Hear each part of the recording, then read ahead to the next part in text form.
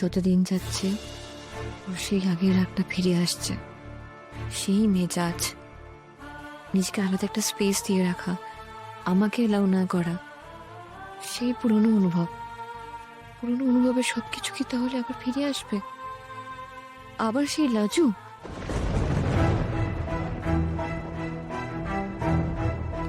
এটা কি হতে পারে যে অনুভবের লাজুর কথা মনে পড়ে গেছে, আমাকে হয়তো ইচ্ছে করে জানায়নি?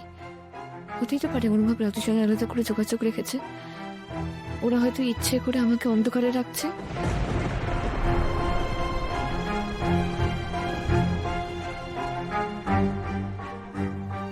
যে তোমার হঠাৎ করে আমাকে আর প্রয়োজন নেই, কোনো স্পেসিফিক রিজন আছে?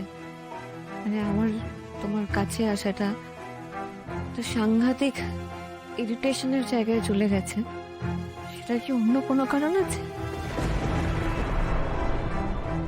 দেখো, অন্য কোনো কারণ বলতে তুমি কি বোঝাতে চাইছো আমি জানি না, তবে আমার কোনটা ভালো লাগে, কোনটা খারাপ লাগে, কোনটাতে আমি কমফোর্টেবল ফিল করি, সেটা আমি তোমাকে আগে বুঝিয়ে দিয়েছি।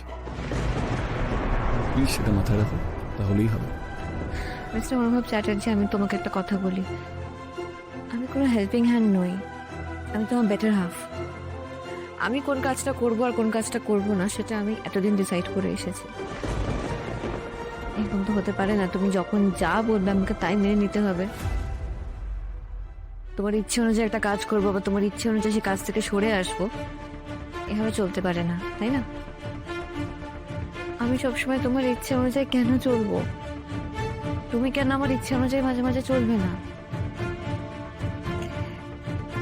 সেই অনুভব, আমি তোমার জন্য যা বেসিক কিছু করি না, নিজের ইচ্ছে থেকে করি। My husband, it's my choice.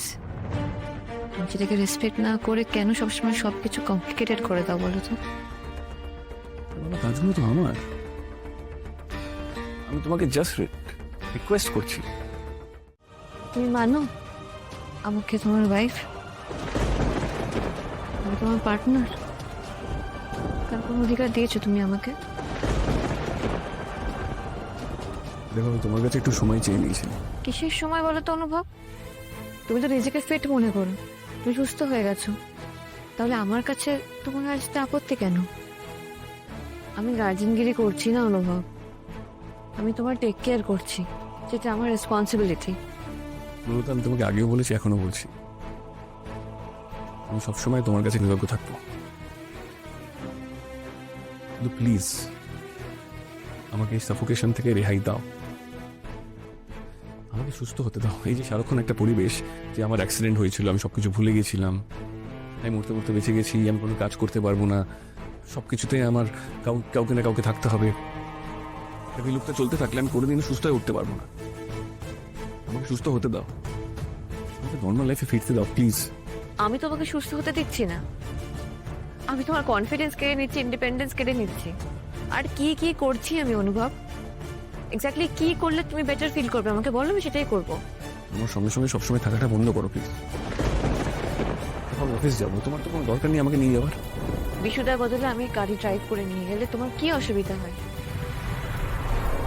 দেখো, আমি অফিস যাওয়ার আগে তোমার সঙ্গে তর্ক করতে পারবো না বন্ধুতা, শুধু জানিয়ে রাখি আমি কয়েকটা ডিসিশন নিয়েছি। আজ থেকে তুমি বা বিশুদা আমাকে কেউ অফিসে নিয়ে যাবে না, আজ থেকে আমি একা ড্রাইভ করে যাবো। মানে? না না না, তুমি এই জীবনে আর কোনোদিনও গাড়ি ড্রাইভ করবে না, কোনোদিনও নয়, আমি রাজি নই, আমি একদমই মানবো না।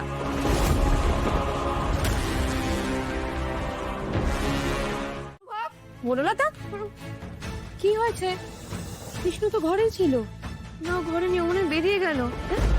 এখন আমার সঙ্গে ঝামেলা করে এক কথা শুনিয়ে বেরিয়ে গেল ছেলেটা। বেরোবার সময় আমাকে একবারও বলে গেল না। আচ্ছা, আমি তো রান্নাঘরেই ছিলাম, আমাকে একবারও বলে যেতে পারলো না। এই দাঁড়া দাঁড়া দাঁড়া, ও একা একা যে বেরিয়ে গেল, কিসে করে গেল? গাড়িতে করে গেছে, নিজে চালিয়ে।